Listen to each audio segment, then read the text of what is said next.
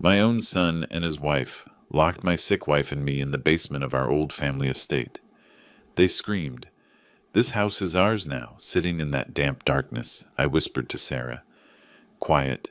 They do not know what is hiding behind that wall." When they finally left, I moved a loose brick and showed my wife the secret I had kept for 43 years. The truth about who I really am. A truth capable of destroying everything they think they know about our family. Hello, dear listeners. Thank you for joining me today. Before I begin my story, I would appreciate it if you subscribe to the channel, William's Revenge Stories, and told me in the comments which city or country you are listening from. It always excites me to know how far our stories travel. Enjoy the listening. I woke up at 5:30 in the morning, just as I have done for over 40 years. I did not need to look at the clock. My body already knows the time. Outside, the silence still had that thickness of the early morning. From the downtown square below, the tolling of the bell tower broke the stillness, followed by the beating of pigeon wings on the old tile roof. I opened the window. The air of the historic district came in fresh, mixed with the sweet smell of jasmine climbing the balcony railing. The sky was beginning to lighten, and the wind brought with it the murmur of leaves from the orange tree in the patio.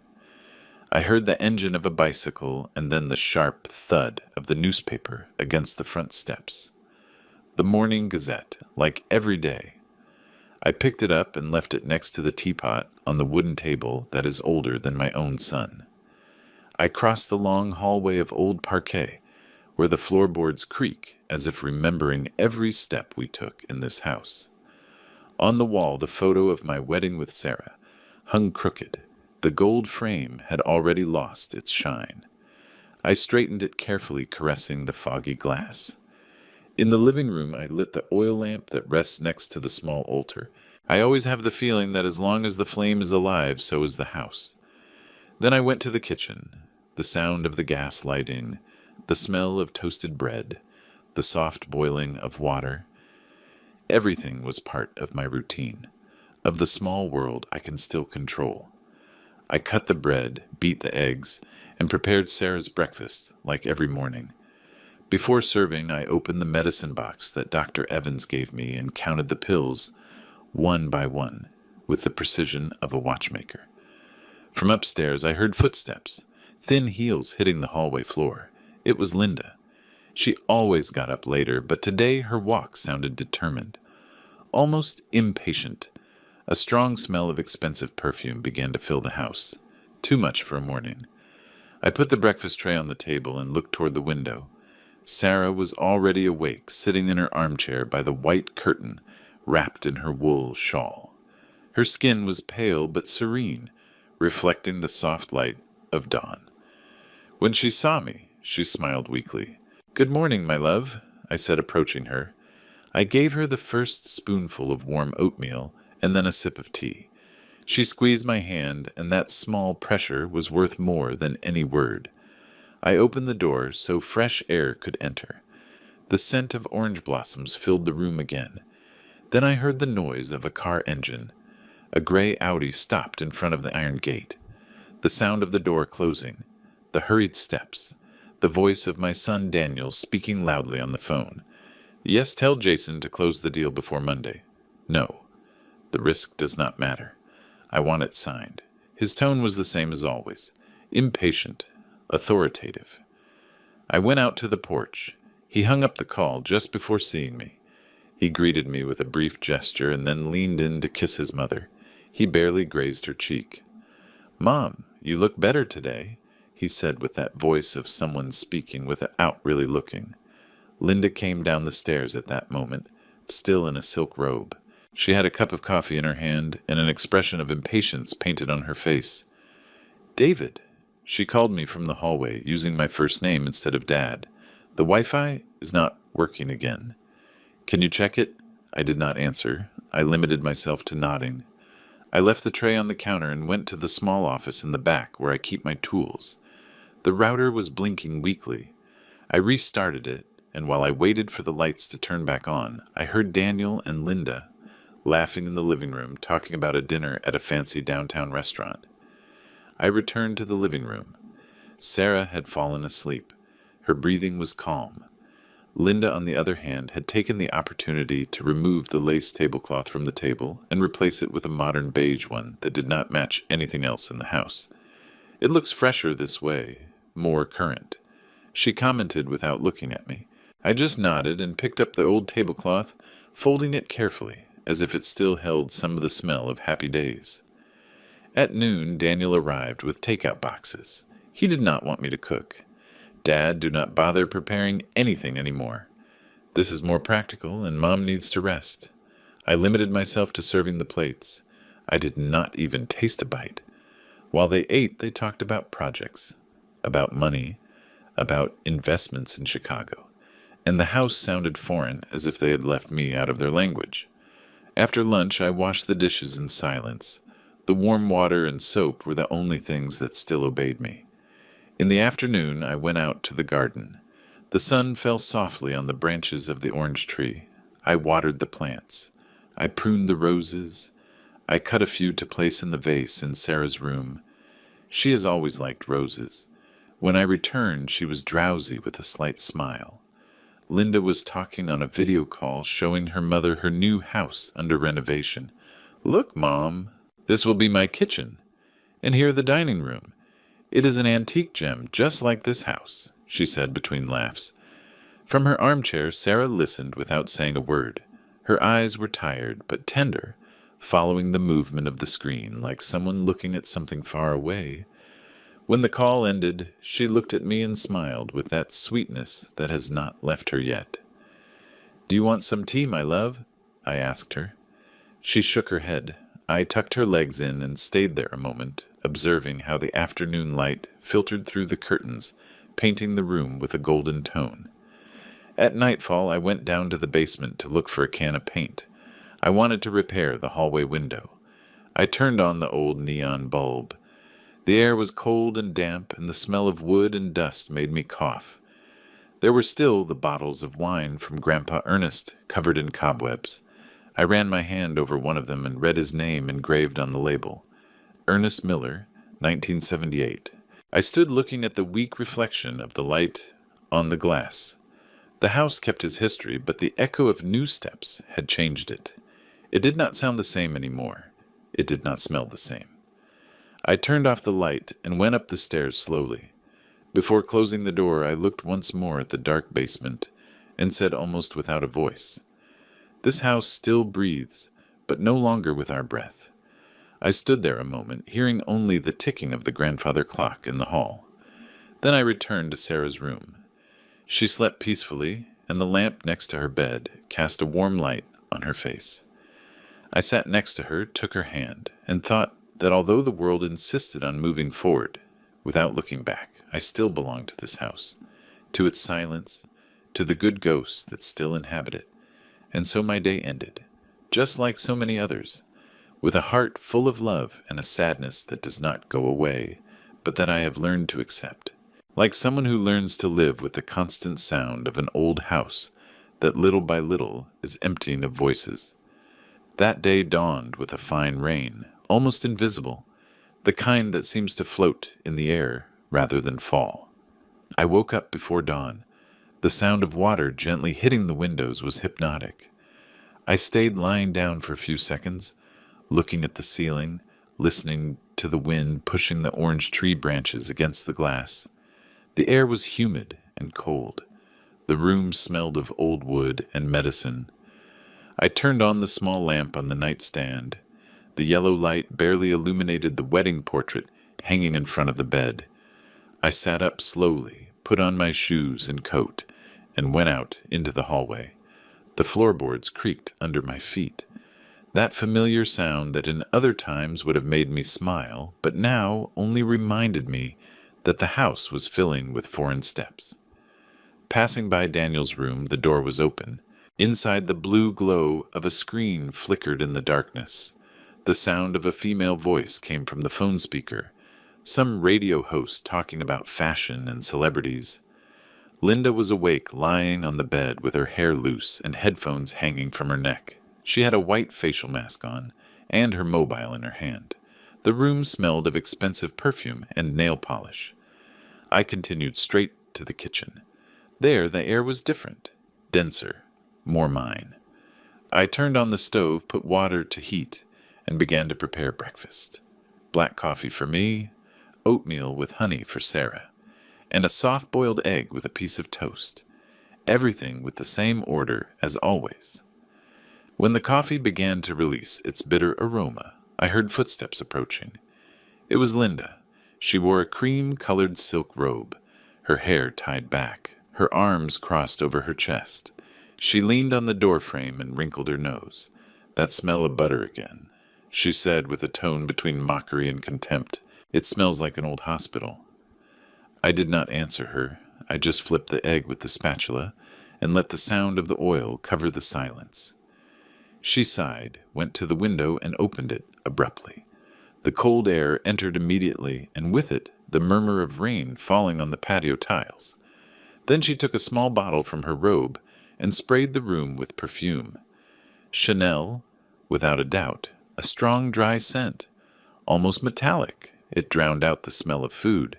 "That is better," she murmured, taking out her phone to take a picture of the breakfast on the counter. "Morning vibes," she added while typing on her screen. I could see her focusing on the cup, the bread, and her own hand holding the fork. She took 3 photos, changed a filter, and uploaded it to her social media, smiling alone in front of the microwave reflection. At that moment, Daniel entered already dressed for work, his white shirt perfectly ironed, his new watch shining under the light. "Dad, are you taking care of the garden today?" he asked without looking directly at me. I called a gardener, but he canceled. "Do not worry," I answered. "I will handle it." He nodded distractedly, looking at his watch. Linda brought him a cup of coffee and smoothed the lapel of his jacket. "Do not forget the meeting with the investors from Chicago," she reminded him. "I know," he answered, giving her a quick kiss on the cheek. "By the way, the interior decorator is coming today. I want him to see the kitchen." I stopped the movement of the pitcher for an instant while serving coffee. Decorator, kitchen, words that weighed on me more than any other. During breakfast, they talked about changing the tiles, about painting the walls, about selling the old farm upstate. They said it as if they were talking about objects without history, without names, everything that had belonged to my father, everything that carried his fingerprint. When I finished serving, I prepared Sarah's tray. I went up the stairs slowly, taking care not to spill anything. She was awake, watching the rain from her armchair. I smiled at her. "I brought your coffee, my love," I said. I helped her sit up, held the cup while she took small sips. Then I gave her the medicine, cleaned her hands with a damp towel, and opened the window so fresh air could enter. She closed her eyes a moment, breathed deep, and said in a low voice, "That girl does not look you in the eyes." I did not know what to tell her. I only answered, "Rest, my love." By mid-morning, the sound of laughter and new voices filled the house. I went down and found Linda in the living room with 3 young women, all with light dresses and mobile phones in hand. "David," she said to me with a tone almost condescending. I invited some friends for lunch, nothing formal. On the table there were bottles of wine, small plates with appetizers, and a vase that did not belong to Sarah. One of the girls approached the window, took a photo, and said, "What a beautiful house. It is like an antique jewel." Another laughed. "Yes, the kind they use to make a period movie." I tried to remain polite. I served water. I offered bread. Meanwhile, Sarah was downstairs lying on the sofa, covering her eyes with her arm. The noise bothered her. The laughter continued for hours. Linda showed them the kitchen, the garden, the basement. I heard how she bragged. "We are renovating all of this. The house has charm but needs a modern touch." When they finally left, the silence fell again like a weight. I went to Sarah's room. She was asleep, exhausted. I tucked her in and went down to the patio. The sky was still gray and small drops accumulated on the orange tree leaves. In the afternoon, while I fixed the garden, I heard voices inside again. Linda had called a group of workers. They brought measuring tapes, paint catalogs, and a notebook. I entered just when one of them was measuring the living room window frame. "What are you doing?" I asked. Linda, with a flawless smile, answered, "We are going to change the curtains and maybe paint. The room needs more light. The walls are my father's," I told her slowly. "Grandpa Ernest painted them himself." She shrugged her shoulders. "Well, it is time to modernize them, right?" The sound of the pencil marking the wall pierced me like a nail. I said no more. I went to the hallway, took my coat, and went out to the patio. I stood in the rain for a few minutes, watching the water slide down the tiles. When I returned, the men had already left. The living room smelled of fresh dust and perfume. That night, Daniel came back with a bottle of expensive red wine. "Dad," he told me with a tense smile, "I will bring you a special vintage next time. I want to celebrate that the house will soon look brand new." I did not answer. I limited myself to sitting by the window. Outside, the drops hit the blinds. Inside, their laughter filled the dining room. I looked at the reflection of the wine in the glass and thought of my father, of how every brick of this house had been raised with his hands. Every crack had a story. Every point stain was a memory. And now all that was being erased layer by layer, as if memory could also be painted over. When I got up to turn off the hallway lights, I heard voices. They came from their room. The door was barely ajar. I stood still, not wanting to listen, but the words slipped out anyway. "Your father is a good man," Linda said in a whisper loaded with irony, "but he lives in another century. You will not notice when he is gone." The silence that followed was worse than any scream. I took a step back, closed my eyes a moment, and felt something inside me slowly turning off, like a candle that consumes itself without noise. I went back to my room. Sarah slept. Her breathing paused, her face calm. I sat next to her and caressed her shoulder. "Tomorrow I will make your coffee earlier," I told her, although I knew she did not hear me. I held her hand between mine. Outside, the church clock struck 12 bells. Each one resonated like an echo inside my chest. I looked toward the window. The rain continued falling, constant, silent, erasing the traces of the day. And then I knew. Starting tomorrow, nothing would ever be the same again. Saturday dawned clear and warm, with a friendly sun filtering through the dining room curtains. I got up early as always. The air smelled of damp earth after the rain of the night before. From the window I heard the song of sparrows and the distant rumble of an engine starting on the street. For an instant, the house seemed quiet, as if nothing was about to happen. While I prepared Sarah's tea, I heard Daniel's voice in the patio. He was talking on the phone, his tone firm, almost authoritarian. "Yes, tell Richard to close the deal today. No, I do not care about the price. I want it signed before Monday." His voice was the same one he used when he was a child and demanded a new toy. Only now he wore a suit and an expensive watch. I stood observing him from the window. He was wearing a white shirt, perfectly ironed, with the sleeves rolled up and the shine of the watch reflecting the sun.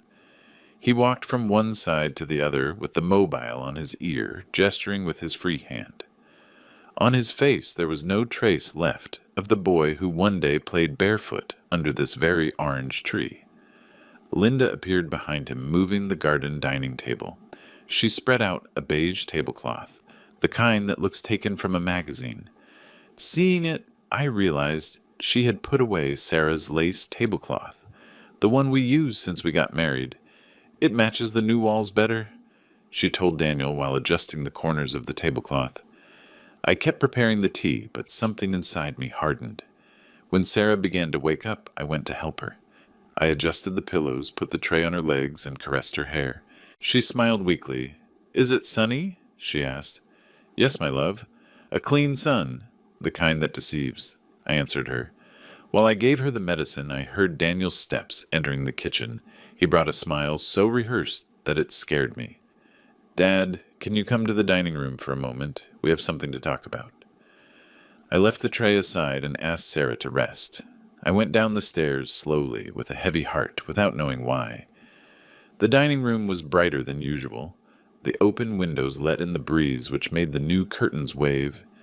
In the center of the table was a brown leather folder, perfectly aligned with 2 glasses of white wine. Linda smiled at me with that fake sweetness she only uses when planning something. "It is just a toast, David," she said, pouring me a little wine. "Nothing to worry about." I sat down without touching the glass. Daniel settled in front of me, crossed his hands on the table, and adopted the tone of someone about to close a deal. "Dad," he began, "we have been reviewing some legal matters of the house." He opened the folder carefully as if revealing a delicate secret. He took out several documents with red stamps and signatures I did not recognize. On the first sheet, I read, "Transfer of property. Miller family residence. We do not want problems when the time comes," he continued. "If you sign this, everything will be easier for everyone." I looked up. "And what time is that exactly?" Daniel avoided my gaze. Linda intervened immediately, resting her hand on the papers. "It is just a formality. This way we avoid taxes, complicated inheritances, lawyers. You know how bureaucracy is." "I know," I said slowly, "but I do not understand why such a rush." "Why," Daniel answered with contained impatience, "this house needs a clear direction. You're tired, Dad. We can take care of it." "I am not tired," I answered him. "Just old," which is not the same. Linda let out a brief, uncomfortable laugh. "Oh, David, do not take it that way. It is for your own good. We want you and Sarah to be calm." Then I saw the pen placed right on top of the papers. The detail froze my blood. Everything was already planned: sign, toast, smile for the photo, and then disappear. I put my hand on the folder without opening it. "No," I said. The silence that followed was thick, as if the air had stopped. "What do you mean?" "No," Linda asked, frowning. "We just want to help you." "I am not signing anything. This house is still mine." Daniel leaned his elbows on the table, leaning towards me. "Dad, we live here. We pay bills. We take care of Mom. It is logical. You live under my roof," I answered him, "and I take care of my wife, just as I have always done." He leaned back in the chair, took a deep breath, and tapped the edge of the table with his fingers. "Be reasonable. Mom needs professional attention. I already found a place at Oakwood Senior, living on the outskirts of the city. It is a good place." For a second I did not understand. "What are you saying?" Linda quickly added. "A center with doctors 24 hours a day, gardens, private rooms. You could visit her on weekends." I stared at her. The wine in her glass reflected the sunlight like an open wound. "You want to lock your mother in a facility?" Daniel looked down. "It is not locking her up," he murmured. "It is moving forward." At that moment, from the room next door, the slight clinking of a spoon hitting a cup was heard. It was Sarah. Her way of saying, "I hear you." I got up slowly. "We will not speak of this again," I said. Daniel tried to stop me. "Dad, do not get like this." But I had already turned around. I crossed the hallway without looking back. In my room, the air was cooler. I closed the door and leaned against it. I could hear my own heartbeat in the silence. The image of my son handing me those papers would not leave my head. The same son I taught to walk, the one I took to school in the rain, now looked at me like a nuisance. That night, the house filled with whispers again. From my bed with the door ajar, I heard the voices of Daniel and Linda in the living room. "Your father understands nothing," she was saying. "If he does not want to sign, we will have to do it our way." "Yes, but it must look voluntary." "I do not want trouble," he answered. Their steps echoed in the hallway, and then silence. I got up, went to the window, and opened it. The night wind entered, smelling of humidity and orange blossoms. In the distance, the bell tower struck 11. I stood there, breathing deep, feeling the weight of the air. I knew something had broken forever. The next morning, the dining room was empty. The documents remained on the table, but I noticed pages were missing. When I asked, Linda smiled with that courtesy that cuts deeper than a razor. "Relax, we put them away so they do not get stained." The mail arrived shortly after. The postman handed me a sealed envelope with the letterhead of a local notary. I observed it for a few seconds. I felt it weighed too much to be just paper. I did not open it. I kept it in the drawer of the sideboard and said nothing to Sarah. The rest of the day passed in silence. I did my usual chores, watering plants, washing dishes, adjusting the living room clock. Everything with an apparent calm that barely hid the storm inside. At night, when I turned off the hallway lights, I noticed a faint glow coming from the office. I approached in silence. The door was ajar. Inside, Daniel was in front of the copier stacking documents. Linda reviewed the sheets against the light, comparing signatures on her computer screen. "This one does not look alike," she said. "Make it identical. No one will notice," he answered. I stood still, breathing slowly with my hand resting on the doorframe. I felt the cold of the wood under my fingers. I did not want to enter. I did not want to interrupt them. I wanted to see them as they were, without masks. When they finished, they turned off the light and went up the stairs laughing as if nothing happened. I stayed there alone in the dark. The hallway lamp cast a long shadow of me on the floor. I looked at my hands. They were trembling, but not from fear. I closed my eyes. In the distance, the living room clock struck midnight. Each chime sounded louder than the last. The house, my house, seemed to be watching me. And for the first time in 40 years, I had the certainty that the danger did not come from outside, but from inside. From that moment, I swore one thing.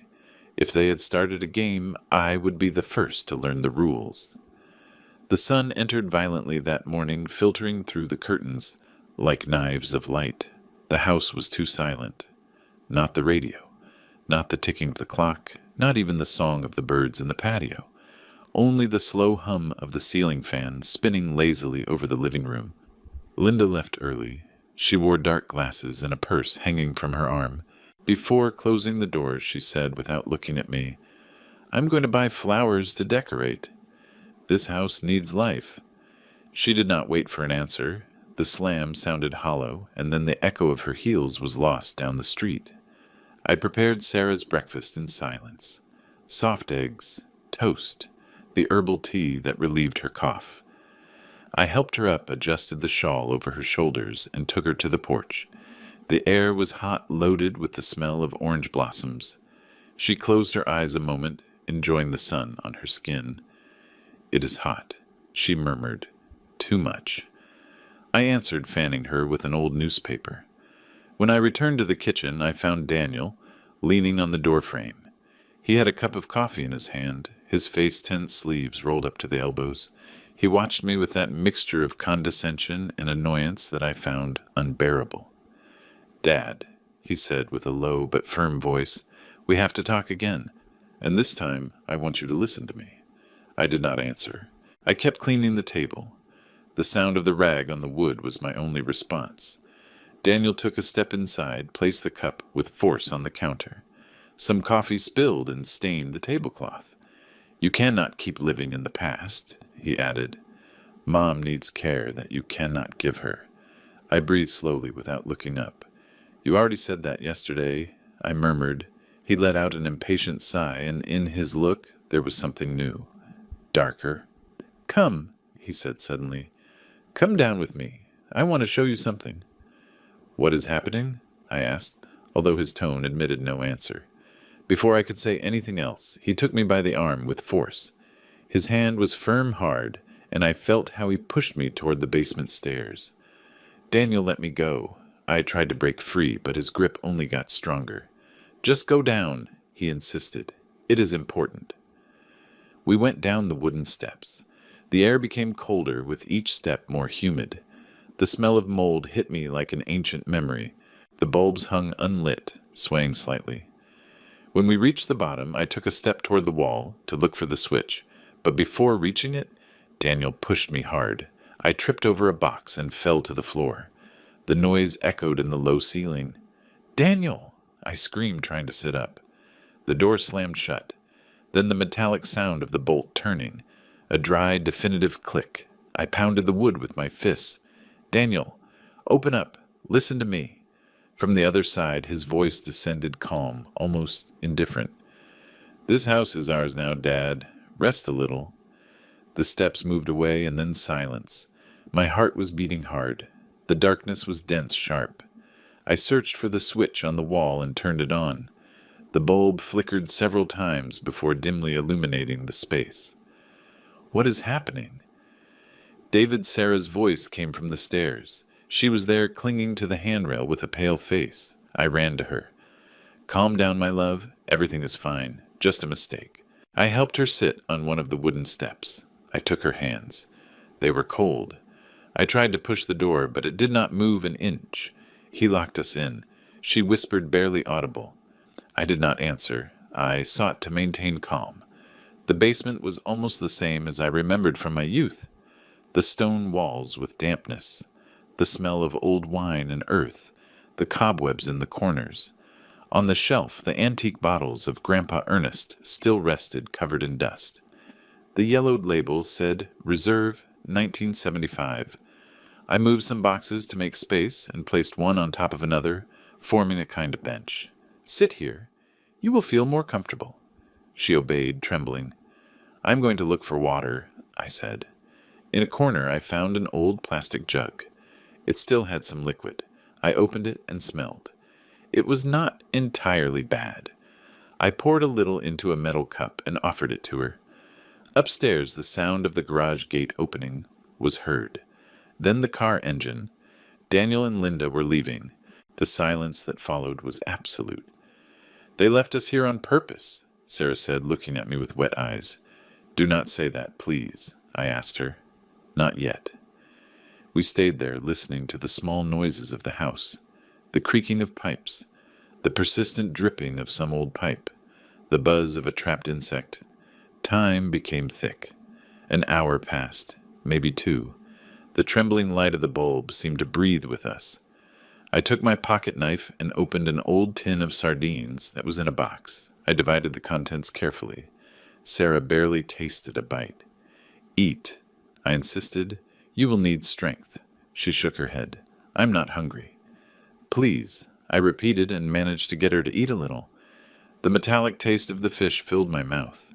It was hard to swallow, not because of the taste, but because of the rage.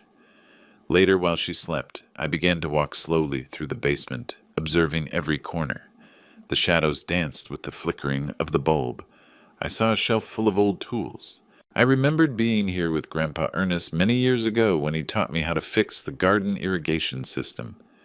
Every man must know the heart of his house, he had told me.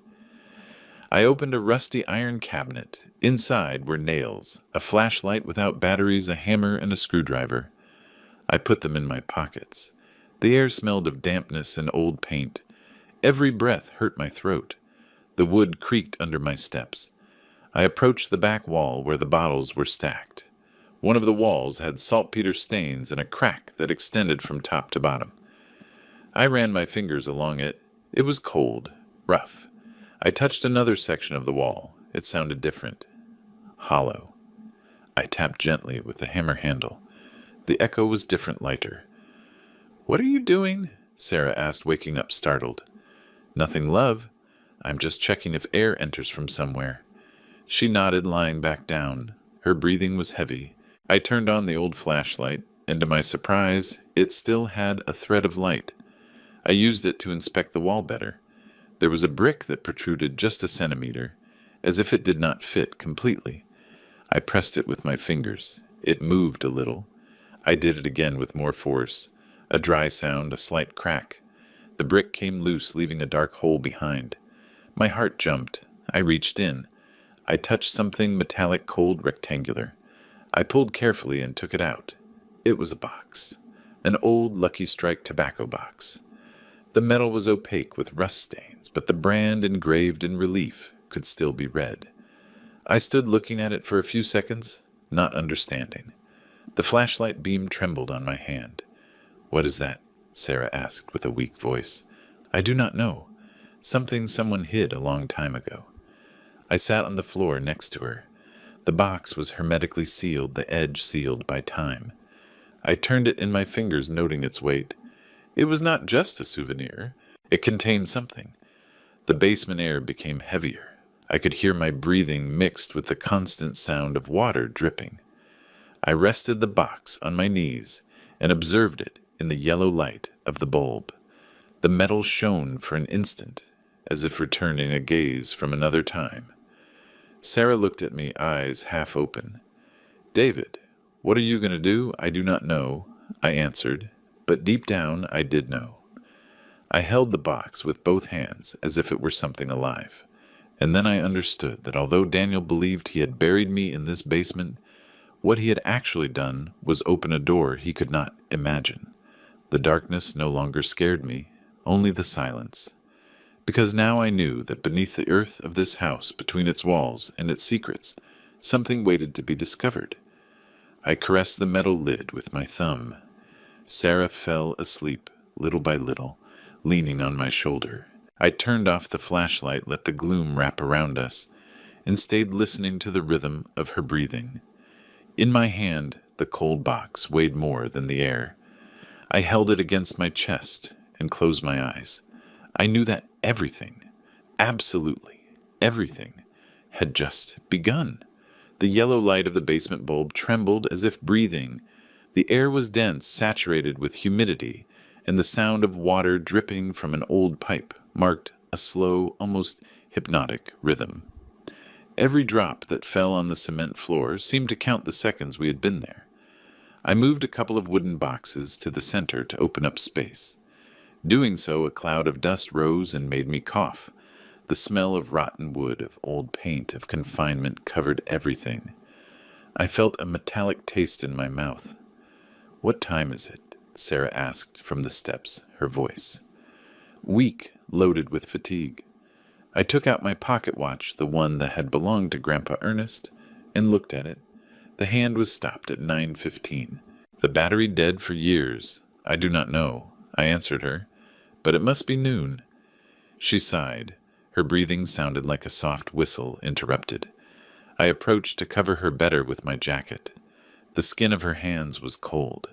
I took the flashlight I had found in the toolbox. I turned it on. The light flickered a couple of times before stabilizing. It did not shine much, but it was enough to distinguish the stone walls and old shelves. I walked slowly, checking the corners. On the right shelf were antique wine bottles. I touched one. The label said, "Reserve 1978. Cleaning it with my sleeve, the name Ernest Miller appeared engraved on the cork like a signature from the past. I passed the flashlight over the back wall, the one on the west side, and then I saw it. A distinct line, a crack that ran through the joints between the bricks. There was something strange about that wall. I tapped gently with the hammer handle. The sound it returned was hollow, different from the rest. I felt my heart accelerate. Suddenly I remembered something, a distant image, almost a dream. Grandpa Ernest going down with me to the basement when I was about 14 years old. He carried his oil lamp in one hand and a tired smile. "Here I kept something, David," he had told me with a deep voice. "Something for desperate times." Back then I did not understand. I thought he spoke of money or wine. Now those words resonated with a new meaning, heavy, urgent. I left the flashlight on the floor, shining toward the wall, and with the screwdriver I began to pry at the brick that seemed loosest. Dust fell in a cascade, filling the air with the smell of old earth. "What are you doing, David?" Sarah asked, trying to get up. "Nothing dangerous, love. Just checking something," I said without looking at her. The brick gave way little by little. I heard a slight creak and then a dry sound. Crack. The piece moved barely a centimeter. I tried again with more force. Finally, the brick slid outward, revealing a dark hole the size of a hand. The air that came out of there smelled of metal and old paper. I put my fingers in carefully. I touched something hard cold and took it out slowly. It was a Lucky Strike tobacco box, rusted with deformed corners. The surface was covered with a layer of gray dust, and the red color of the logo could barely be distinguished. I shook it gently. Inside, something jingled like coins or small, loose objects. "What did you find?" Sarah asked with a thread of voice. "I do not know," I answered, but something important, for sure. I knelt on the floor, cleaned the lid with my sleeve, and tried to open it. It was stuck. I tried once more with my hands, but it did not yield. I looked for the screwdriver, placed it in the slot, and turned it carefully. A sharp click, and the lid opened. Inside was a package wrapped in waxed paper, yellowed by time, tied with a thin and frayed string. I untied it slowly. The knot came undone with a slight snap. Inside the wrapper, 3 folded sheets. I opened them carefully, the paper almost falling apart between my fingers. The first was a birth certificate. I read the name aloud, barely believing it. Mark Taylor, born June 12th, 1948. I froze. That date was mine. The second sheet was an adoption document with official seals and a clear signature. Ernest Miller. The text said that the minor Mark Taylor legally became adopted with a new name, David Miller. The third was a handwritten letter. The paper more worn than the others, but with the firm, slanted, unmistakable handwriting of Grandpa Ernest. If you are reading this, son, it is because necessity brought you here. The letters seemed to speak from the earth. I felt a knot in my throat. I took the sheets to the light of the bulb, spreading them on an empty box. Sarah approached, a little leaning on the railing. "What does it say?" she whispered. I cleared my throat. "Listen," and I began to read. "Your real name is Mark Taylor. You were born into a family that loved its country but was betrayed by it.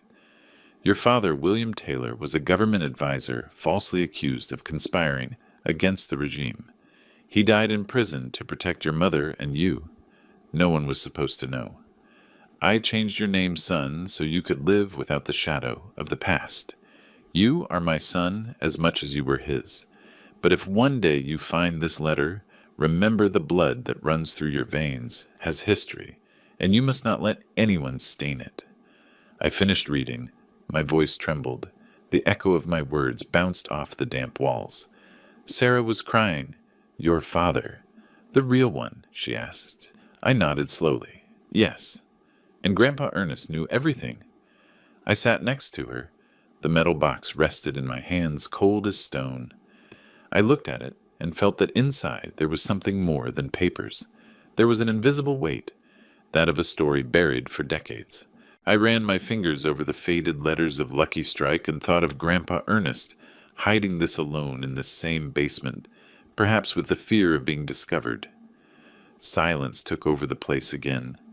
Only the constant dripping of the pipe was heard, marking a time that seemed not to advance. Suddenly a noise upstairs, a dry thud like a door closing. I stood up instinctively. "Did you hear that I asked?" Sarah nodded, alarmed. "Yes." I turned off the flashlight and we were left in gloom. I listened attentively. Light steps, or maybe the wind. I was not sure.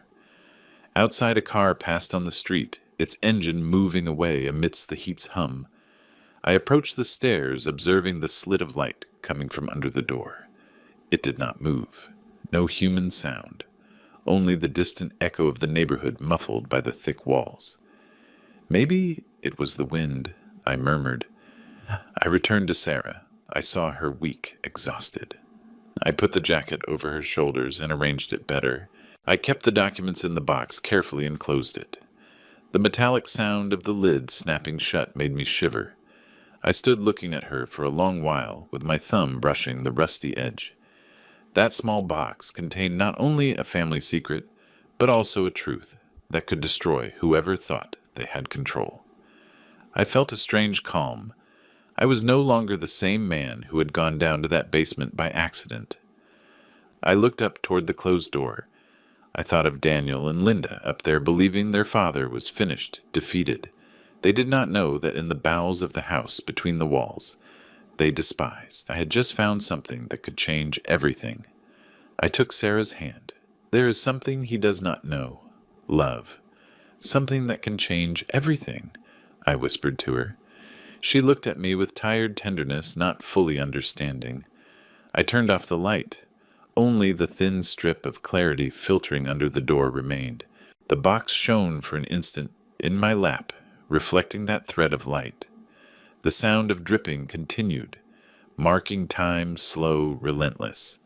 And so under the earth of the Miller house, with the truth in my hands, I knew that my family's story, the true one, was just beginning to resurface from the loose bricks of the past. Time stopped having shape in that basement. I did not know if it was day or night. The light of the bulb flickered every so often, and when it went out, the silence became so thick that I could hear the beating of my own heart. There was no clock, no sun rays, nor the distant sound of church bells, only the incessant dripping of the rusty pipe and Sarah's weak breathing. I stayed next to her, sitting on the floor, caressing her hair. Every time she breathed, her chest rose and fell with difficulty. She had started to tremble, so I covered her with my jacket and with an old rag I found inside a box. Suddenly I heard the familiar noise of tires on gravel. I sat up abruptly. Daniel and Linda had returned. The car engine stopped. The slam was heard then, their steps on the hallway floor. I put a finger on Sarah's lips. Silence, love. Do not say anything. She nodded, and her eyes filled with fear. Upstairs, the voices resonated, muffled by the thickness of the walls. If anyone asks, say they went down by accident. Daniel said, his tone cold, authoritarian. And if they do not believe it, Linda answered, we will say it was a misunderstanding. No one will come to check an old house. Their steps approached the basement. The door creaked, and a burst of white light descended the stairs, blinding me for an instant. Daniel appeared in the doorway, his tie undone, his face haggard, his eyes red. He carried a bottle of water in one hand and a small bag in the other. Have you thought about what you will do, Dad? He asked with a tired voice, but without a trace of compassion. I held his gaze. Your mother needs air and medicine, I answered him. He exhaled through his nose, frustrated. You always dramatize. He leaned in a little and threw the bottle and the bag toward the floor. There you go. Think about what suits you. Then he slammed the door shut. The sound of the bolt went down the walls like a metallic echo that pierced my chest. I knelt down and picked up the bottle. I opened it and brought it to Sarah's lips.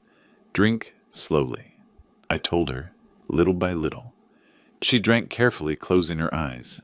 I wiped her mouth with a handkerchief and helped her lie back on the coat. For a few minutes only, the sound of water moving in the bottle was heard.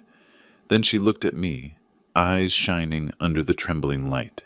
David, she whispered. What was that you were reading last night? I took out the Lucky Strike box from the hole where I had hidden it. I placed it on my knees, opened it, and unfolded the papers with trembling hands. I spread the first one, the birth certificate, on my legs so she could see it. Her finger, thin and pale, slid over the letters. Mark Taylor. She read the name once, then another. She looked up at me. So you are not Grandpa Ernest's son? I shook my head slowly. No, not by blood. He adopted me. He saved me.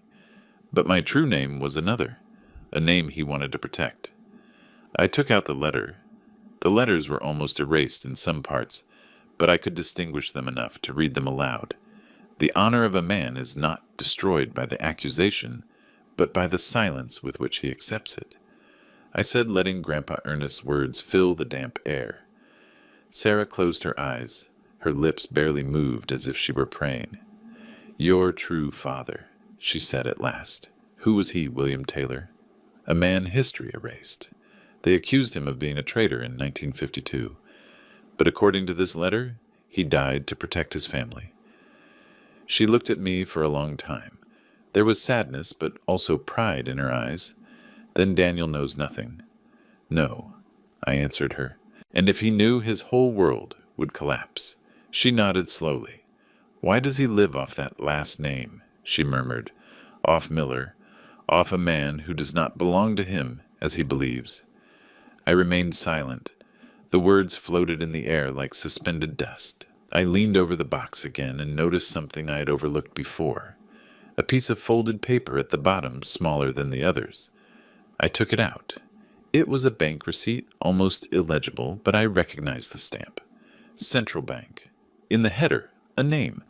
Taylor Fund. The document indicated that the account was in the name of William Taylor, with inheritance rights transferred to his direct descendant, Mark Taylor Miller. I stared at those words again and again. This, I said in a low voice, this changes everything.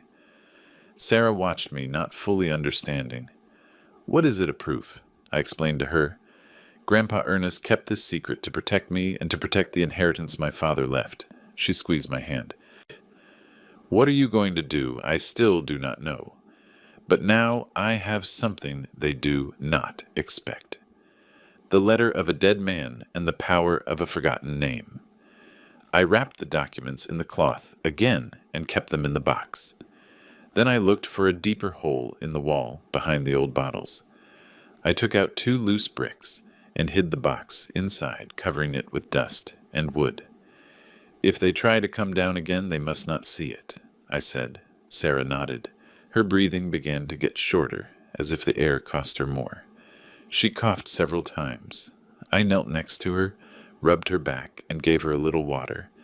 Calm down, my love. Hold on a little longer.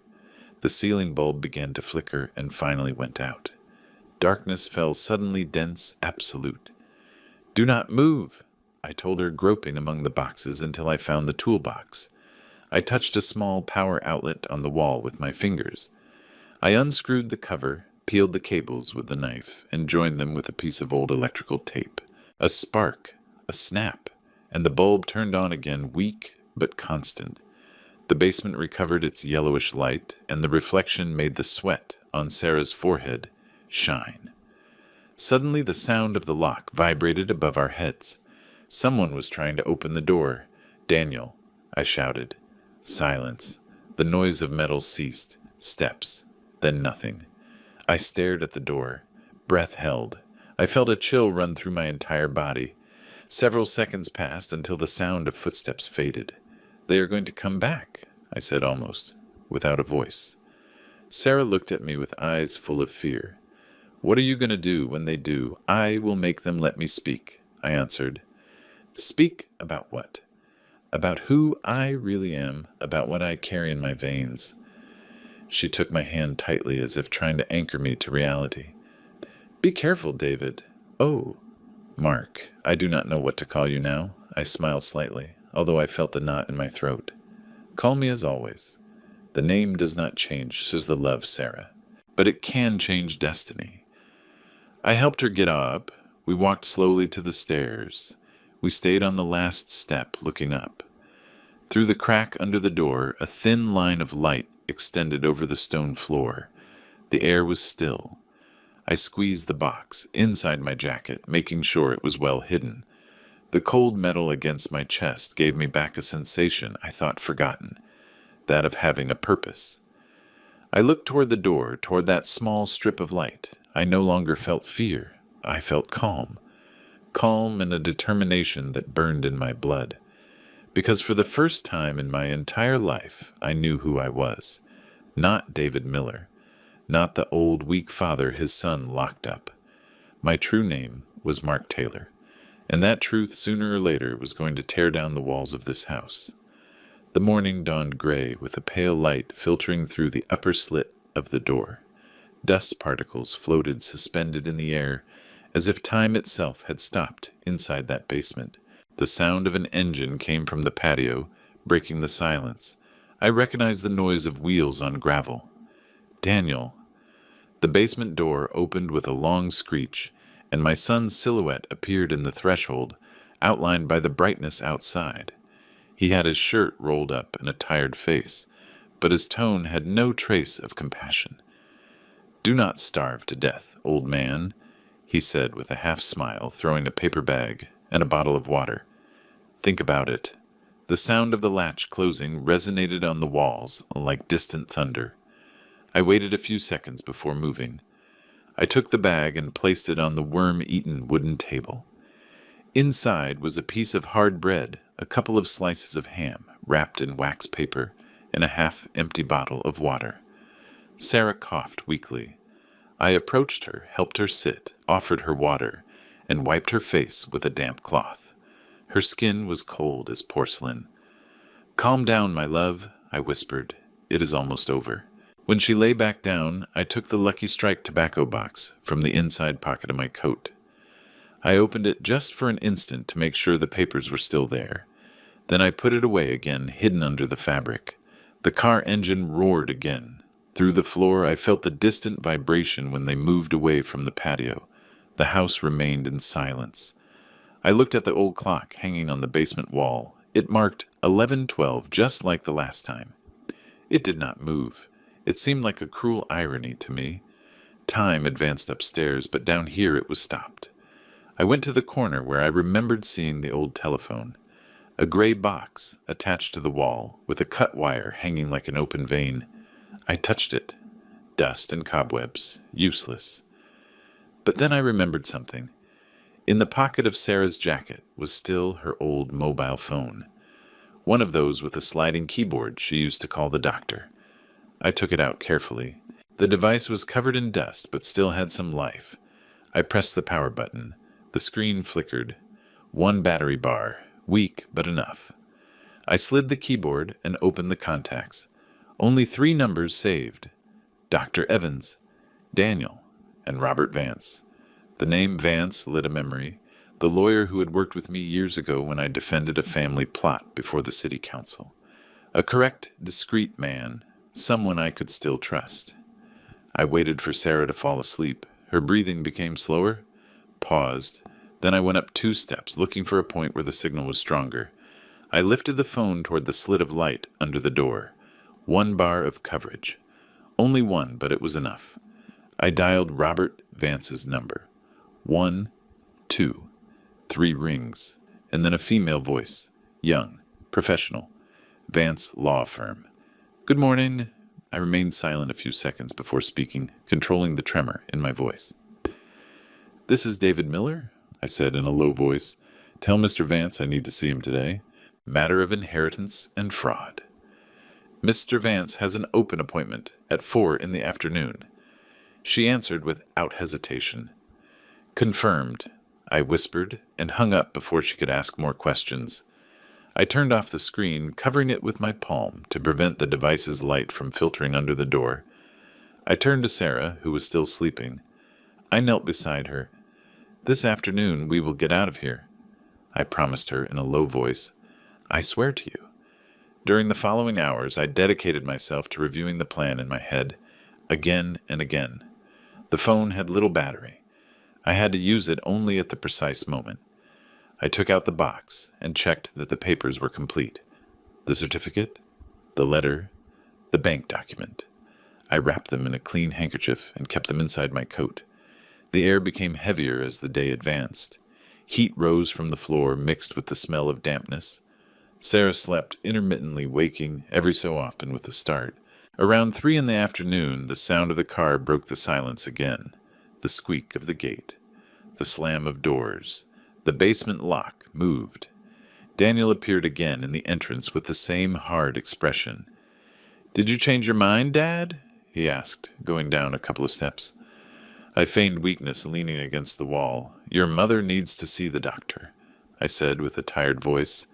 "If she does not get out to the air, she will not make it." From upstairs, Linda's voice resonated with impatience. "Let him go for a while. Just have him sign." Daniel hesitated a moment. Then he nodded. "I will let you out," he said, opening the bolt.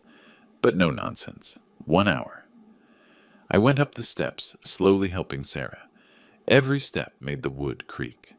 When the door opened completely, the daylight hit us in the eyes. I felt the fresh air on my face, and for an instant I felt dizzy. Daniel observed every movement, slowly. "We are in no hurry," he said with that tone of false calm. We entered the living room. The smell of Linda's perfume floated in the air, mixed with that of recent dust. I went to the bedroom and took a clean jacket from the closet. I put the metal box in the inside pocket, making sure it remained hidden. Daniel followed me with his gaze. "Call the doctor from my phone," he ordered. "I want to hear it." I nodded. I took his mobile and dialed the number I remembered by heart. When they answered on the other side, I spoke with a paused voice, as if asking for a medical consultation.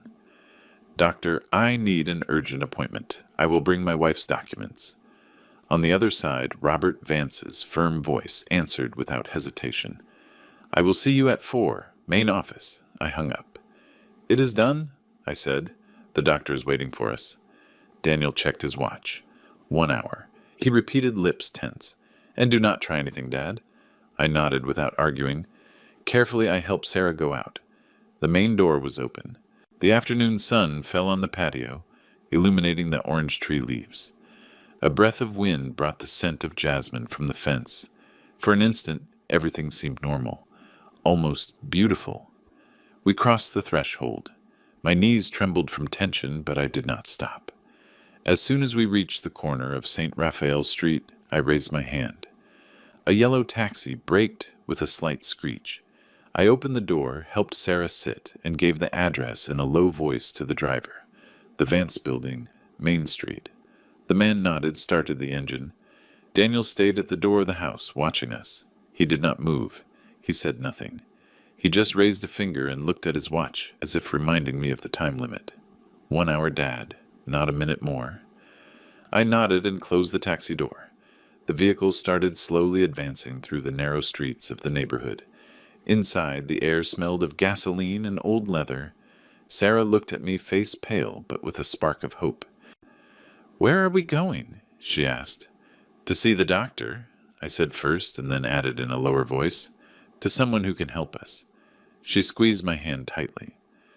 Outside the city extended under the golden light of the afternoon. Balconies with hanging clothes, children playing on the sidewalks, the sound of a street vendor in the distance. Everything seemed so normal that it hurt to think about what we were leaving behind. While the taxi turned toward Main Avenue, I discreetly took out the Lucky Strike box from my pocket and looked at it for a second. The cold metal returned a weak reflection, almost imperceptible. I held it on my knees and thought of Grandpa Ernest, of William Taylor, of the two men who in some way had built me. I had spent my life believing that the secrets of the past were buried forever, but now I knew that truth is not buried. It only waits. The taxi driver turned on the radio. An old song played, the kind Sarah used to hum while cooking. She recognized it and smiled barely with dry lips. "Years since I heard it," she murmured. I also smiled. For the first time in a long time, I felt destiny giving me a second chance. While the sun reflected on the downtown buildings, the taxi continued its way. The city advanced around us indifferent, but in my chest something woke up. A mixture of calm and resolution. I squeezed Sarah's hand, looked forward, and knew with absolute certainty that that call, made from the darkness of a basement, had changed everything. Freedom finally had a shape, and it was taking me straight to it. It was 3:50 in the afternoon when the taxi stopped in front of the stone building. On the facade, a bronze plaque reflected the sunset sun. Vance and Associates, attorneys at law. The shine blinded me for a second. I felt that every step I took, getting out of the car, weighed double. I helped Sarah descend. The driver looked at us through the rearview mirror, curious, but asked nothing. I paid the fare, closed the door, and we headed toward the entrance. The hallway floor was covered with antique tiles, and every step we took resonated with a soft echo, almost solemn. Inside, the smell of waxed wood and old paper hit me immediately. That mixture reminded me of Grandpa Ernest's office, where everything had a perfect order, and time seemed to advance with respect. The young secretary with a neat bun and a kind smile recognized us instantly. "Mr. Miller, Lawyer Vance is expecting you," she said, getting up from her seat. I nodded without a word. I had no strength to speak. Sarah advanced slowly, leaning on my arm, her gray scarf wrapping her neck. Vance's office was at the end of the hallway. The door ajar let out the distant murmur of Main Street. We entered. The lawyer stood up as soon as he saw us. "I knew I would see you again, Mr. Miller," he said with a warm tone. "What happened?" His voice was serene, but his eyes perceived my tension. I sat in front of his desk, and without a word, placed the Lucky Strike tobacco box on the wood. The rusty metal jingled softly. "Here is everything," I said, opening the lid carefully. Inside, the papers I had guarded for decades. The birth certificate with the name Mark Taylor. the adoption certificate signed by Ernest Miller, the handwritten letter, and the bank document of the Taylor Fund. Vance adjusted his glasses, extended each sheet with precision, and examined them under the light. His expression went from curiosity to astonishment. "This," he murmured, "changes everything." He ran his fingers over the letter, read some fragments, and looked up at me. "Does your son Daniel know this?" I denied firmly. "No, and he must not." Vance remained silent for a few seconds. Then he took a notebook, wrote something with fast handwriting, and called his secretary through the intercom. "Laura, prepare an eviction order for document fraud, and ask the notary for a signature verification, high priority." While he spoke, his tone became more technical, colder.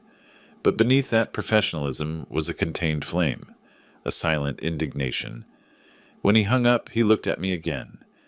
"I need you to sign a power of attorney to represent you. This will not be just a family matter, Mr. Miller. It is a case of forgery and asset fraud." I nodded, trembling a little. I took the pen he offered and signed with a steady hand. David Miller. Or perhaps Mark Taylor. It no longer mattered which. Meanwhile, the secretary entered with 2 cups of tea. Sarah took hers with both hands. The ginger aroma filled the room, and her gaze got lost in the bookshelves, where names of laws and sentences accumulated like silent witnesses of other battles. When everything was ready, Vance closed the folder and tapped it gently on the table. "You will have a visit at your house in 24 hours, he said calmly. "Stay calm. Do not confront your son. Leave him to me." I pressed my lips together and nodded. I had no words. Only gratitude. Upon leaving, the afternoon air seemed fresher. I stopped another taxi, helped Sarah up, and we returned toward the historic district. The car clock marked 6:15. The sun began to fall, dyeing the facades a melancholic golden color. And now Sarah asked, not looking away from the horizon, "Now we will wait," and I squeezed her hand. We arrived by the back street, the one with the dry bougainvilleas. I did not want Daniel to see us from the living room window. We entered through the patio door slowly without making noise. Inside, everything seemed calm. Linda was talking on the phone, loudly mentioning Miami Mom and the new decorator. Daniel was on the sofa watching the news, a glass of whiskey in his hand. I placed Sarah in her favorite armchair next to the window. "The doctor says she needs rest," I announced with a neutral voice. Daniel did not even look at me. "Fine," he said simply without looking away from the TV. During the night, I feigned normality. I prepared a light soup, turned off the lights early, but my head did not rest for a second. When dawn broke, the house was quieter than ever. Daniel left early in his gray suit, and Linda spent the morning surfing on her tablet, suspecting nothing. At 5 to 11, the doorbell rang. I looked at Sarah. She understood without words. I went to the door and looked through the side window. A dark car was parked in front of the gate. From it, Robert Vance got down, accompanied by a young assistant, with a brown leather folder. I opened the door calmly. "Come in, counselor," I said, holding the latch. Vance entered, greeted with courtesy, and his assistant followed, carrying documents. From upstairs, I heard the sound of fast steps. Daniel was coming down the stairs, adjusting his tie. "What is happening here?" he asked with a mixture of annoyance and surprise. Vance looked directly at him. "Legal notification," he said, extending a yellow envelope. "Eviction order and complaint for document forgery." Daniel snatched the envelope from his hands and opened it with fury. His eyes moved fast from one paragraph to another. The color left his face. "Fraud. What does this mean?" Linda appeared behind him, still in a robe with the phone in her hand. "This cannot be," she murmured. "There must be a mistake." Vance, impassive, adjusted his glasses. "The transfer you presented has the signature of a notary who died 2 years ago. Everything indicates a forgery. Furthermore," he paused, letting the tension grow. "An investigation could be opened regarding your lineage and the source of the funds you used." An icy silence filled the room. I was standing next to Sarah, with my hand on her shoulder. She breathed with difficulty, but in her eyes was something resembling serenity. Daniel looked at me with a mixture of fear and rage. "You cannot do this to me. I am a miller." Vance smiled barely. "Perhaps not," he answered. "If you prefer, I can make it public tomorrow." Linda stepped back. Her hand trembled while looking for her husband's. "Daniel, let's go," she whispered. He looked at her, not knowing what to say. Then he gritted his teeth, turned around, and went up the stairs. The slam of the door resonated like a shot. Vance and his assistant collected the folders and signed a minute on the dining table. "You have 30 days to vacate the property," he said. "But honestly, I doubt they will wait that long." I shook his hand. "Thank you, counselor." He nodded with that look of someone who understands he has just witnessed the end of something bigger than a contract. Sometimes justice arrives late, Mr. Miller, but it arrives. When they left, silence returned. A few minutes later, Daniel came out of his room with his face undone. "My clients, they will find out," he stammered, looking at nowhere. I did not answer. I walked to the window and opened the curtains. The midday light entered warm, bathing the walls. That afternoon I heard them making desperate calls. Voices rising and falling, arguments, sobs. Linda cried. Daniel hit something against the floor. At 11 at night, when the hallway clock struck the last chime, I heard the sound of the trunk closing. I leaned out the window.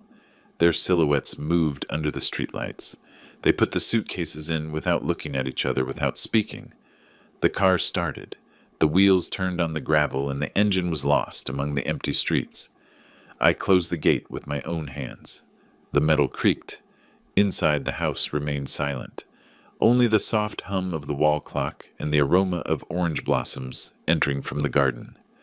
I turned off all the lights except one. The corner lamp next to Grandpa Ernest's portrait. The yellow light reflected on the glass, illuminating his stern, almost paternal face. I stood there a long while without moving, with my heart beating slowly. For the first time in many years, I felt the house breathed with me. And although outside the wind brought the sweet smell of the first ripe oranges, inside, the only thing heard was silence. A clean silence, as if all the false voices had gone forever. The next morning dawned with a soft, almost innocent light. The winter sun entered through the blinds, gilding the dust suspended in the air. It was a different silence, thick, as if the house was holding its breath. At 8:30, I heard the engine of a truck stop in front of the gate. The metallic clack of the handbrake startled me. I leaned out the window. 2 men dressed in blue jackets got out of the vehicle. They wore work gloves and hurried looks. They asked no questions. They entered, began to load suitcases, paintings, shoeboxes, bags of clothes, everything that had belonged to Daniel and Linda. Daniel watched them from the porch, arms crossed. He had a wrinkled shirt, a gaunt face sunk in dark circles. He did not look like the confident man who once spoke of inheritances and financial logic. Now he was barely a body, holding the weight of his own failure. Linda was by his side with a wide-brimmed hat and dark glasses. She spoke ceaselessly on the phone. Her voice cut the air like a blade. "Tell Mom we will arrive in Miami tonight," she said while checking a list on her mobile. I approached slowly, opening the wooden door that creaked, as if it also wanted to say goodbye. "Your mother is resting," I told him in a low voice. "Do not disturb her." Daniel looked up for just a second. His eyes stopped on me without words, without even resentment, only exhaustion. Then he tightened his grip on the suitcase handle and turned his face toward the patio. The men continued their mechanical work. The sound of boxes hitting the floor mixed with the song of sparrows. On the living room table, I left the envelope Robert Vance had sent early that morning, the notarial confirmation of legal property transfer. The court seal shone under the light. Daniel saw it but said nothing. He took a pen from his pocket and signed the copy that corresponded to him. His hand trembled slightly. A newspaper fell from his coat. The headline in large black letters occupied almost the entire cover. Forgery scandal. Rocks Miller Investments. He picked it up from the floor, read it twice, and his lower lip trembled. "Who leaked it?" he asked with a thread of voice almost childish. I looked at him, not raising my voice. Truth travels fast, son. Faster than we imagine. Linda snorted, clutching her purse against her chest. We do not have to listen to this. Let's go. She turned to the workers. Fast, please. We do not have all day. From the fence I saw Mr. Arthur Harris, our neighbor. He was standing on the sidewalk with a sack of oranges in his hand and a magazine folded under his arm. He looked at me, nodded with a slight smile that needed no words. He understood. The truck started with a roar.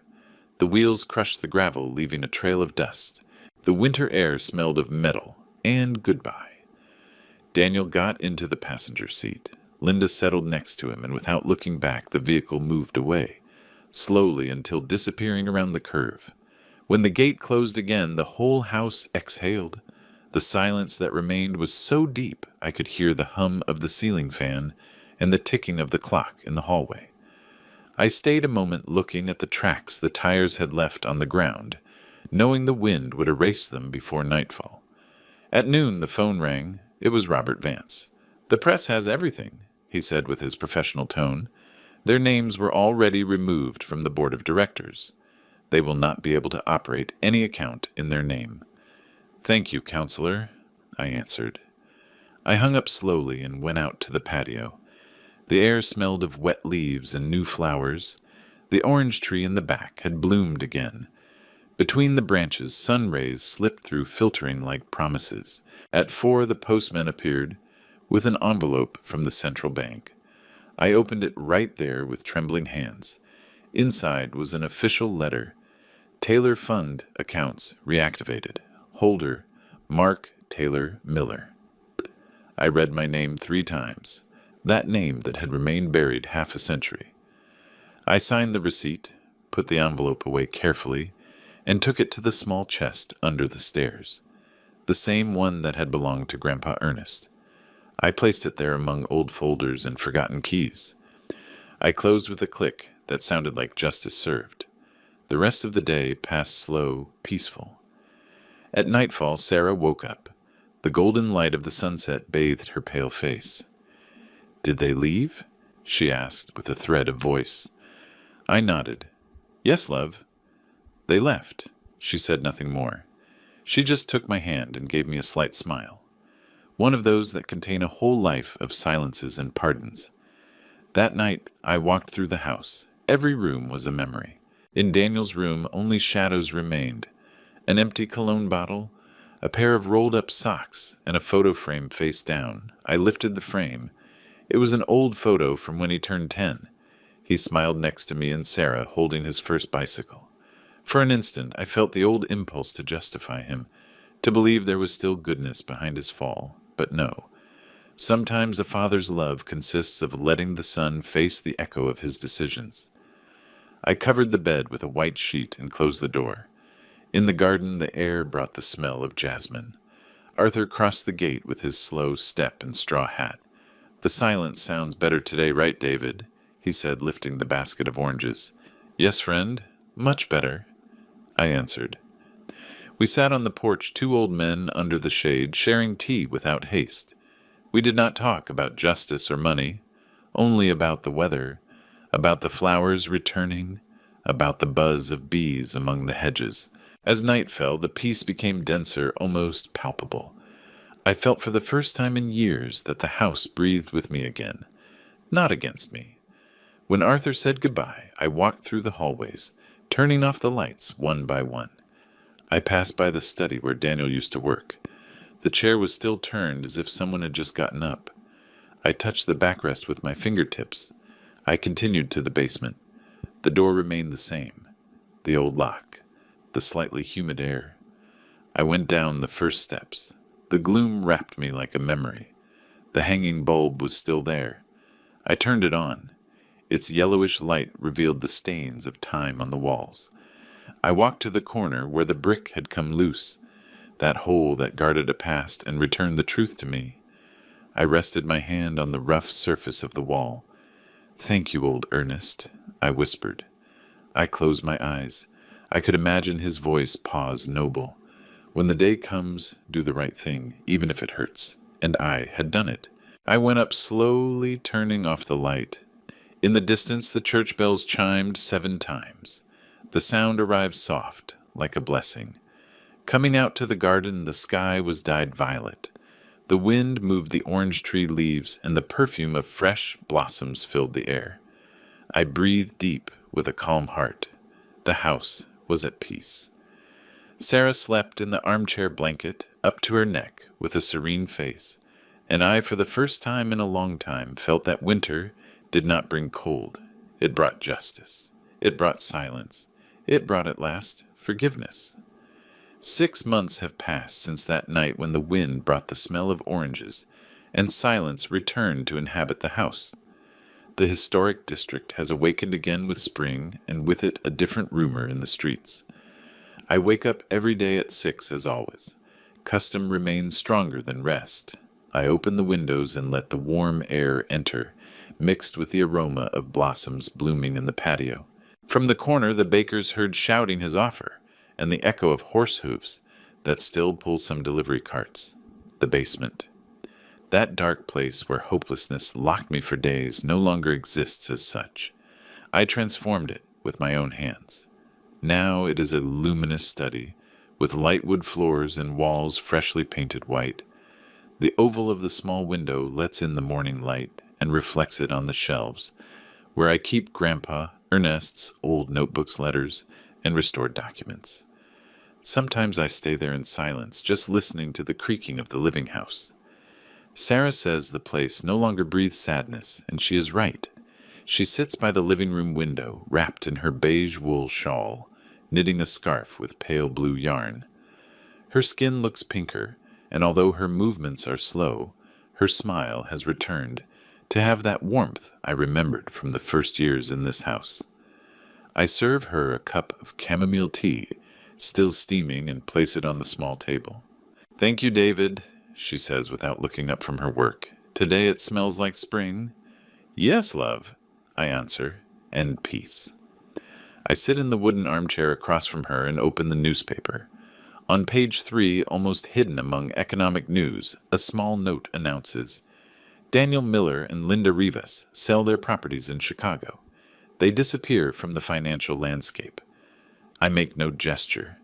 I fold the newspaper carefully and leave it on the table. Sarah observes me in silence. I do not need to tell her anything. We both know that some stories close themselves, without applause, without noise. By mid-morning, Mr. Arthur Harris arrives. His cane taps gently on the porch floor before he pokes his head through the door. "Good morning, David. Today the garden gave fruit before my knees."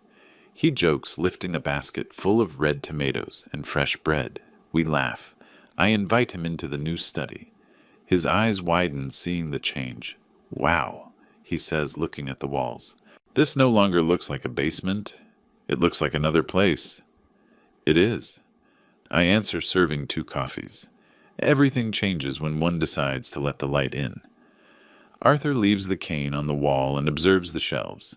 "And those notebooks? Grandpa Ernest's?" I explain. "I thought I should keep them." In every page there is something of his voice, something not taught, only inherited. He smiles with understanding. We place an antique chessboard in the center of the table. The pieces are polished wood worn by years. "You start since you own the board," he says. We play several games. Sarah from her corner interrupts us every so often with a mischievous tone. "Arthur, no cheating, I know you." He raises his hands, laughing, feigning innocence. "Never, madam. I only move with strategy." The morning passes between laughter, the noise of pieces clashing, and the song of sparrows entering through the open window. At noon we go out to the garden. The sun falls soft on the new leaves of the orange tree. The air smells of sap and fresh earth. Arthur and I prune the lower branches, while bees buzz around, committed to their work. On one of the high branches there's a small nest with 3 chicks barely visible. I stop to look at them. "Life always returns," I say without looking away. Arthur nods, wiping sweat with the back of his hand. "And sometimes quieter, but cleaner," he adds. We stay quiet for a while, listening to the murmur of the city in the distance. In the afternoon, the sky covers with fine clouds and it begins to rain. A calm rain, the kind that does not scare but washes. I help Sarah close the hallway windows and we light the corner lamp. The smell of wax mixed with the aroma of rain dampening the earth enters through the cracks. The sound of drops against the roof is a lullaby. I go to the study cabinet and take out the old Lucky Strike tobacco box. I've cleaned and polished it. Now it shines with its corners still dented but dignified. I place it on the main shelf among the books. Sarah looks up from her knitting. "You still keep it?" she asks with a mixture of tenderness and curiosity. "Yes," I answer, "it is part of our history, and of the truth that is not erased." She nods without stopping smiling. At 7 o'clock sharp, the hallway clock chimes. I turn on the desk lamp, take a sheet of paper, and write a single sentence. Blood can betray, but truth does not age. The ink spreads slowly. I blow to dry it close the notebook and keep it with the others. I go out to the porch. The rain has ceased, but the streets still shine with golden reflections from the streetlights. The historic district smells of hot-bread humidity and life that does not give up. On the corner, a group of young people plays the guitar under a bar awning. The notes rise up the street like a joyful sigh. From inside, I see Sarah through the glass. Her face, illuminated by the lamp, has the serenity of someone who no longer fears anything. She smiles, and in that smile is everything I have lost and everything I still keep. Arthur passes in front of the gate, raising his hand. "Until tomorrow, old friend," he shouts between laughs. "There will be sun tomorrow." I answer. I close the door. I walk through the house, turning off the lights one by one. I only leave the study one on illuminating the white walls, where before there was only dampness and fear. The rain left a clean shine on the wooden floor. I sit at the desk, look around, and think that everything, even pain, has its place if given time and silence. I rest my hand on the tobacco box, that relic that changed my destiny. There is no rage nor nostalgia, only gratitude. I murmur to myself, as if speaking with Grandpa Ernest, with my true father, with all those who once taught me something without words. The true legacy was not the money, nor the last name, but the dignity of not giving up. I look out the window. The city lights flicker under the clear sky. The wind drags the orange blossom perfume flooding the study. The Miller house, which one day was a prison today, breathes in calm. And in that calm, in that silence that no longer hurts, I finally find what I always sought: peace of heart. I have learned that blood does not always define family, but loyalty does. For a long time, I believed a father's love could withstand everything, even betrayal. And perhaps it is true, but I also understood that love without respect becomes a chain, and sometimes you have to let children face the weight of their decisions so they understand the value of what they lost. I forgave not for them, but for me, because bitterness ages the soul more than years, and forgiveness cleans the house of the heart. Today I look at Sarah and give thanks. Thanks for still being here, for reminding me that dignity is never negotiated, and that even in the darkness of a basement, truth can be the light that saves you. I wish every family listening to this story finds peace before pride, understanding before distance, and love before resentment. May everyone's home be filled with respect, patience, and second chances. And may God bless those who love without expecting anything in return,